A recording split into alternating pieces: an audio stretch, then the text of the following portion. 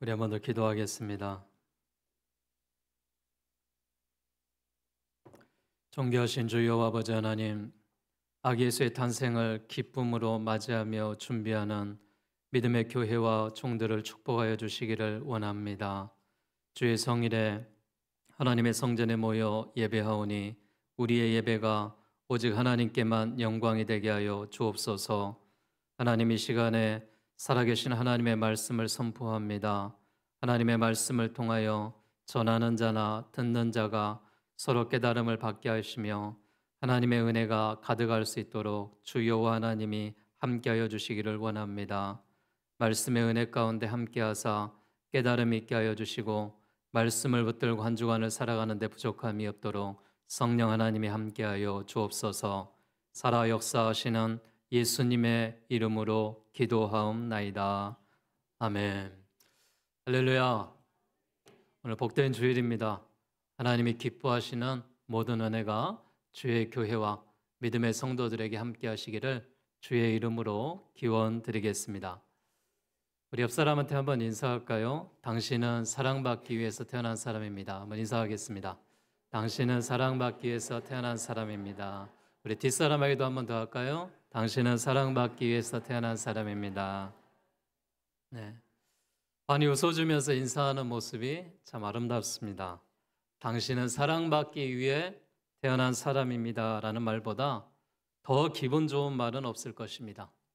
부모님께 사랑을 받고, 형제들에게 사랑을 받고, 배우자에게 사랑을 받고, 친구들에게 사랑받고, 또한 선생님들께, 교우들에게, 주변 사람들에게 사랑을 받으며 사는 사람은 행복한 사람입니다. 하나님이 세상을 사랑하십니다. 이처럼 사랑하신다라고 말하고 있습니다. 이 땅에서 가장 자기 자신에 대해서 자존감을 가지고 살도록 용기를 주는 말이 있다면 당신은 사랑받기 위해 태어난 사람이다라는 말일 것입니다.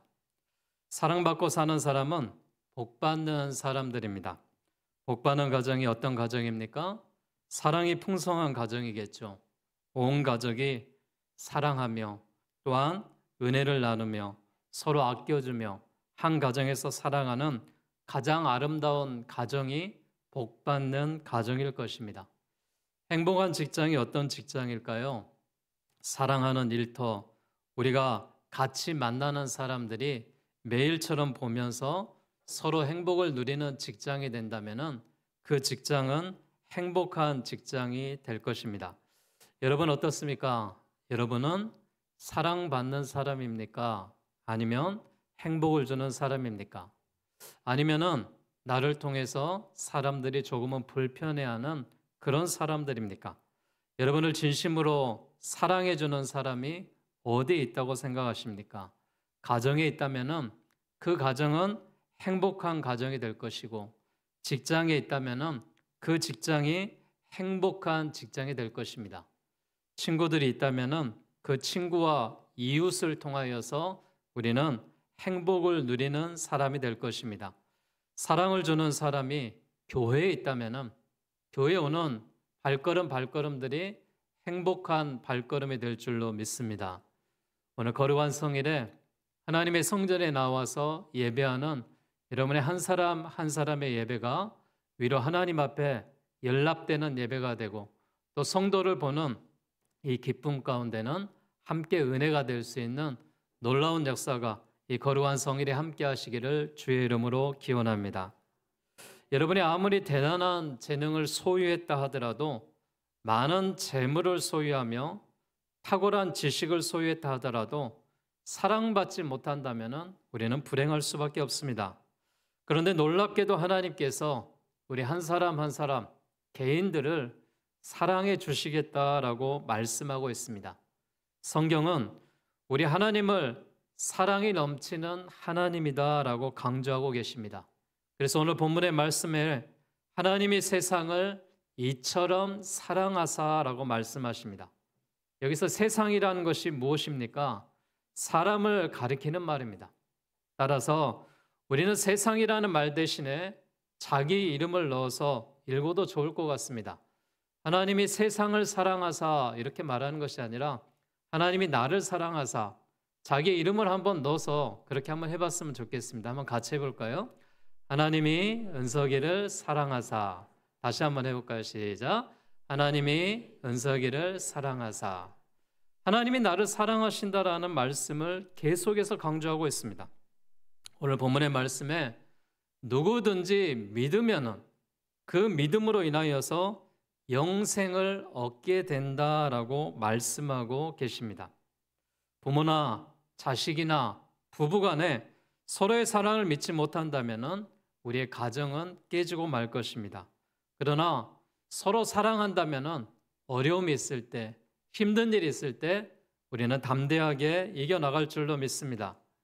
하나님의 놀라운 사랑을 사람들이 믿지 못하고 있다 하더라도 예배하는 여러분 한 사람 한 사람들이 하나님을 찬양하는 우리 모두가 이 하나님의 사랑을 믿고 믿음으로 담대히 나아갈 수 있는 주의 교회와 여러분의 삶이 되시기를 주의 이름으로 축복합니다. 오늘 성경 말씀에 보니까 16절 말씀에 이렇게 말씀하고 계십니다. 하나님이 세상을 사랑하사라고 말씀하고 계시죠. 그리고 독생자를 주셨고 이는 그를 믿는 자마다 멸망하지 않았고 영생을 얻게 하신다라고 말씀하고 계십니다. 하나님이 세상을 사랑하십니다. 그래서 독생자 예수 그리스도를 이 땅에 보내주셨다라고 말씀하십니다. 예수님을 믿는 자마다 멸망하지 않고 영생을 얻게 하십니다. 하나님은 최고의 사랑을 소유한 분이시기에 독생자를 통하여 사랑을 표현하시죠. 독생자를 통해서 멸망시키지 아니하고 영생의 길로 인도하시겠다라고 말씀하고 계십니다. 사랑하는 사람을 위해서 자기가 고통당하기로 작정하셨기 때문에 이 사랑은 민족이나 계급을 초월한 모든 인류에게 미치며 민족과 인종을 다 포함하기에 최고의 숫자입니다. 또한 독생자를 희생시킨 사랑이기에 최고의 수준의 사랑이며 이 희생을 믿기만 하면은 주님은 우리를 구원받는 자녀로 역사하신다라고 말하고 있습니다. 내가 여기 있습니다라고 말씀만 하면은 믿는 자마다 멸망하지 않고 영생을 얻게 하신다라고 말씀하고 계십니다. 마틴 루터가 요한복음 3장 16절을 축소된 복음이다라고 말씀하며 이렇게 말했습니다. 하나님은 최고의 사랑을 소유한 분이다. 세상은 민족과 인종을 다 포함하기에 최고의 숫자이다. 이처럼 사랑하사는 자기 생명을 희생한 사랑이기에 최고의 수준이다. 독생자는 곧 우리에게 최고의 선물이요 주셨다라는 것은 최고의 행동이요 이는 최고의 초청이며 그를 믿는 자마다라는 것은 단순함을 이야기하며 멸망하지 않고는 최고의 해방이요 영생을 얻게 하심은 이 세상에 재산은 없기에 최고의 소유다라고 말하고 있습니다. 사랑하는 여러분, 하나님이 세상을 이처럼 사랑하사 독생자를 주셨다라는 것은 우리에게 최고의 선물이요 최고의 행동이요 최고의 초청이요 최고의 유산이란 사실을 믿으시길 바라겠습니다. 이 사람을 고통하시는 사랑이라고 말하고 있습니다. 이 사랑은 사랑하는 사람을 위해서 고통당하기로 작정하기에 미움이 아니라 자기 희생으로 승화가 된 사랑입니다. 그래서 이 희생을 믿는 자에게 영생을 선물로 주셨다라고 말하고 있습니다. 세상에 있는 모든 사람은 죄인이기에 하나님의 사랑을 받을 만한 가치가 없지만 그리스도에 대한 믿음만 있으면 예외 없이 초대되고 믿음에 의하여 하나님의 자녀가 되고 영생에 이르게 하십니다. 우리는 하나님의 형상으로 지은 바 되었기에 육은 흙으로 돌아가지만 우리의 영은 죽지 않고 영원한 길을 가야 하는데 영원히 멸망의 길에서 고통당하느냐 영원한 생명으로 하나님의 나라에서 하나님의 자녀로서 영생을 누리느냐는 한순간의 결정이 따르게 됩니다. 우리를 구원해 주신 하나님의 사랑과 예수님의 은혜를 우리 모두가 마음 깊이 간직하면서 성삼위 하나님의 뜻과 섭리를 해하며 믿음으로 살아가는 우리 모든 그리스도인들이 되시기를 주의 이름으로 축복합니다. 하나님께서 우리에게 뭐라고 말씀하시느냐? 내가 세상을 구원하러 왔다라고 말씀하고 계십니다. 하나님이 그 아들을 세상에 보내신 것은 세상을 심판하려 하심이 아닙니다. 그로 말미암아 세상이 구원받게 하시려고 이 말씀을 우리에게 주셨습니다. 그래서 예수님을 믿는 자는 심판을 받지 않는다라고 말씀하고 계십니다. 하나님은 세상에 대한 관심이 많으셔서 27절에 세상이라는 단어를 3번이나 언급하시죠. 세상은 죄로 인해서 더러워졌고 세상은 하나님의 관심의 대상이 되었습니다. 그래서 예수님을 이 땅에 보내주셔서 인간을 구원하시기 위해 예수 그리스도가 사람의 몸을 입고 오셨습니다. 오늘 18절 말씀에 뭐라고 말합니까? 그를 믿는 자는 심판을 받지 아니하는 것이요 믿지 아니하는 자는 하나님의 독생자의 이름을 믿지 아니하므로 벌써 심판을 받은 것입니다 라고 말했습니다.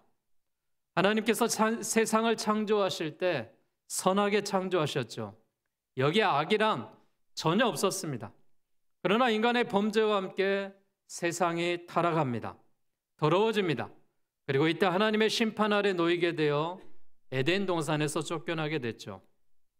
그리고 하나님의 진노 가운데 거하게 되며 진노 가운데 있는 인간, 죄로 인하여서 죽은 인간을 구원하기 위해 예수 그리스도를 이 땅에 보내셨던 것입니다. 여러분, 사람이 제일 두려워하는 것이 뭐라고 생각합니까? 사람은 이런 것들을 두려워한다고 하죠. 내가 망할까 봐, 내가 죽을까 봐 두려워한다라고 말하고 있습니다. 안 되는 사람은 안 되는 대로 망할까 봐 두려워하고, 잘 되는 사람은 잘 되는데도 내가 이렇게 하다가 망하면 어떻게 하지? 그렇게 두려워한다고 말합니다. 또 어떤 사람은 죽을 병에 걸려서 나는 죽게 되었구나, 건강하면서도 젊은 모습을 갖고 있으면서도 내가 죽으면 어떻게 하지? 이런 고민과 생각을 갖고 있다라고 말하고 있습니다. 여러분, 두려우십니까? 여러분, 망할까 봐 걱정되십니까? 죽을까 봐 늘 마음 졸이고 살아가고 계십니까? 하나님은 우리를 그렇게 만들지 않으셨습니다. 하나님은 우리를 당신의 형상을 통하여 만드셔서 이 땅에 삶을 주시면서 생육하고 번성하고 다스려라 라고 말해주셨습니다. 우리는 두려움 가운데 거하는 그런 그리스도인이 되어서는 안 됩니다. 오늘 예배하는 한 사람 한 사람이 망할까 봐 두려워하지 마시고 죽을까 봐 두려워하지 마시고 하나님이 주시는 생명 가운데 주님이 주시는 이 세상에서 생육하고 번성하고 다스림의 축복이 있는 우리 모두가 되시기를 주의 이름으로 축원합니다. 사람들에게 위험한 것들이 있어요. 멸망의 그림자가 늘 따라다니고 또한 그걸로 인하여서 스스로 고통받습니다. 사람은 태어나서부터 죄를 갖고 태어나죠. 이 죄를 가리켜서 우리가 원죄다라고 이야기합니다. 죄 때문에, 사단 때문에 우리가 늘 조여 있고 힘들어하고 고통받고 있습니다. 그러나 요한복음 10장 10절에 주님이 뭐라고 말씀하셨냐? 도적이 오는 것은 도적질하고 죽이고 멸망시키려는 것뿐이다 라고 말했습니다. 그러나 예수님은 이 죄의 문제를 해결하러 오셨습니다.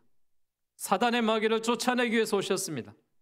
아담과 하와가 범죄했고 모든 사람들이 범죄했죠. 범죄한 인간은 하나님과 원수가 될 수밖에 없었습니다. 따라서 멸망당할 수밖에 없는 존재가 되었죠. 그러나 우리 하나님은 우리를 사랑하시기 때문에 우리와 깨어진 관계를 회복하게 하신 줄로 믿습니다. 우리를 하나님의 자녀로 삼으신 줄로 믿습니다. 우리를 죄에 대해서 십자가에 피 흘려주시기 위해서 그의 아들 독생자 예수 그리스도를 우리의 구주로 보내신 것을 믿으시기를 바라겠습니다. 이것이 무엇이냐? 하나님의 사랑입니다. 우리가 그 사랑으로 말미암아 예수의 피로 하나님과의 원수가 아니라 하나님과 화목되었다라고 말하고 있습니다. 하나님 앞에 예배를 드리는 그 길이 열렸습니다. 하나님과의 사랑할 수 있는 길이 열렸고, 하나님과 대화할 수 있는 길이 열렸고, 하나님과 교통할 수 있는 길이 열렸습니다. 말씀에도 우리에게 이렇게 이야기하고 있습니다. 예수를 믿으면은, 예수 그리스도를 믿으면은 멸망하지 않는다는 것입니다. 예수님을 믿으면 끝장나지 않는다는 것입니다. 예수님을 믿으면 지옥에 가지 않고요. 예수님을 믿으면은 모든 것이 해결될 수 있습니다. 예수님을 믿으면 천국에 들어갈 수 있고요. 예수님을 믿으면 하나님의 아들과 늘 교통할 수가 있고요. 예수님을 믿으면 우리 안에 은혜가 들어오시고요. 예수님을 믿으면 우리가 형통의 삶을 살 수가 있고요. 예수님을 믿으면 그 안에 복된 삶이 있을 줄로 믿습니다. 사랑하는 여러분, 우리 모두에게 이런 예수의 충만한 은혜가 함께 하시기를 주의 이름으로 축원합니다. 오늘 성경 말씀에 보니까 19절부터 그렇게 이야기하고 있습니다. 그 정죄는 이것이니 곧 빛이 세상에 왔으되 사람들이 자기 행위가 악함으로 빛보다 어둠을 더 사랑하는 것이니라 라고 말했습니다. 하나님은 빛보다 어둠을 더 사랑하는 자를 정죄하고 있습니다. 이는 빛이 세상에 왔으되 사람들이 자기 행위가 악함으로 빛보다 어둠을 더 사랑하기 때문입니다. 곧 행위가 드러날까 봐 빛을 미워합니다. 하지만 진리를 따르는 자는 그 행위가 하나님 안에서 행한 것임을 나타내기 위해 빛으로 오게 됨을 말씀하고 있습니다. 예수님이 이 땅에 오신 목적이 뭐라고 생각하십니까? 예수님이 이 땅에 오신 목적이 있습니다. 세상을 심판하려 하는 것이 아니라 세상을 구원하시기 위해서 이 땅에 오셨다는 사실을 믿으시길 바랍니다. 더 사랑하는 자를 정죄하고 오셨음에도 불구하고 하나님께서 심판하시는 것은 빛이 세상에 왔음에도 불구하고 계속 어둠을 사랑하기 때문에 그렇습니다. 어둠은 하나님과 단절된 영적인 죽음의 상태를 이야기하고 있습니다.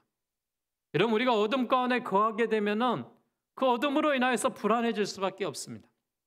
어둠에 있는 사람이 가장 싫어하는 게 뭔지 아세요? 빛을 싫어합니다. 그러나 빛에 있는 사람들이 가장 싫어하는 것은 어둠인 줄로 믿습니다. 우리가 빛의 자녀로 삶을 살아간다면은 어둠을 물리치고 하나님과 단절된 영적인 죽음의 상태가 아니라 빛 가운데 거하며 하나님의 충만한 은혜를 받는 믿음의 종들이 되시기를 바라겠습니다. 우리가 빛의 자녀로 삶을 살아간다는 것은 우리 안에 있는 마음속의 어두움이라든지 우리 마음속에 있는 짐이라든지 모든 것들을 하나하나 걷어내야 될 줄로 믿습니다. 우리가 알아야 될 것은 세상은 빛보다 어둠을 사랑하고 죄악의 밤은 더 깊어가고 있다는 사실입니다. 어둠 속에서 빛을 발견하고 물리쳐야 함에도 불구하고 더욱 어둠을 사랑하고 더 깊게 빠져들고 있습니다. 내일이 성탄절입니다. 성탄절에 무엇을 기다리고 있습니까? 우리는 성탄절에 예수로 통하여서 어둠이 물러가고 빛이 비춰지기를 원합니다. 이 빛으로 인하여서 나의 심령 가운데 함께하기를 원합니다. 내 속에 있는 어둠이 거쳐지고 질병들이 떠나가게 하여 주시고 악한 생각들이 버려지게 하여 주시고 악한 사단의 마귀가 예수의 이름으로 떠나가게 될 줄로 믿습니다. 우리가 진리를 따르는 자가 빛으로 온다라고 말했습니다. 진리 안에 행하는 자가 신앙의 열매를 통하여 어두워진 인간의 심령들이 회개하고 회복되는 역사가 일어나게 되는 것입니다. 우리 모두가 말씀 안에 진리 가운데 거하시기를 원하는 믿음의 종이라면 하나님 앞에 나와 하나님의 성전에 나왔습니다. 하나님, 죄인된 모습이지만 있는 모습 그대로 나왔습니다. 주님, 죄인을 부르셔서 의인을 삼아주시고 하나님의 백성 선민으로 삼으셨사오니 이제 주님의 빛 가운데 거하게 해달라고 이 사명을 통하여 하나님의 나라가 확장되어가는 역사가 주의 교회와 우리 믿음의 성도들에게 함께 하시기를 주의 이름으로 축원합니다. 사랑하는 성도 여러분, 사람이 사는 것은 여러 가지 방법이 있습니다. 어떤 사람은 부끄럽게 살고요. 어떤 사람은 추하게도 살고요. 어떤 사람은 죄인으로도 살고 있습니다. 죽어서 지옥에 가는 인생이 있고 버려지는 인생들이 있습니다. 그러나 우리 그리스도인들은 그렇게 살아가는 것이 아닙니다. 우리 그리스도인들은 하나님의 말씀 앞에 깨끗하게 사시는 겁니다. 하나님의 말씀 앞에 떳떳하게 사는 것입니다. 하나님의 말씀 앞에 보람 있게 살아가는 것입니다. 우리 모두가 천국으로 가는 그런 인생의 여정을, 삶을 살아가고 있는 것입니다. 여러분, 우리가 어떻게 인생을 사시렵니까? 진리를 쫓아 예수님의 말씀인 빛으로 살아가야 될 줄로 믿습니다. 빛된 삶은 바르게 사는 삶이고, 빛된 삶은 깨끗하게 사는 삶이고, 빛된 삶은 하나님을 중심으로 해서 살아가는 삶입니다. 사랑하는 여러분, 우리 모두가 삶을 살아감에 있어서 무엇보다도 하나님이 세상을 이처럼 사랑했듯이, 우리가 사랑받는 자로 태어났듯이 하나님의 사랑을 받으며 세상의 구원을 받으며 진리를 따라 행하는 그리스도인들이 되셔서 2023년도 얼마 남지 않은 시간에 우리가 잘못된 것들이 있다면 회개하고, 내가 하나님의 자녀로서 사랑받는 자녀라는 사실을 기억하면서 이 한 주간도 믿음의 삶으로 이어가시고 승리하는 삶이 되시기를 주의 이름으로 축원합니다. 이 시간 우리 함께 찬양 드리겠습니다. 당신은 사랑받기 위해 태어난 사람이란 곡인데요, 우리 스스로를 축복하고 옆 사람을 축복하며 함께 찬양 드리기를 원합니다.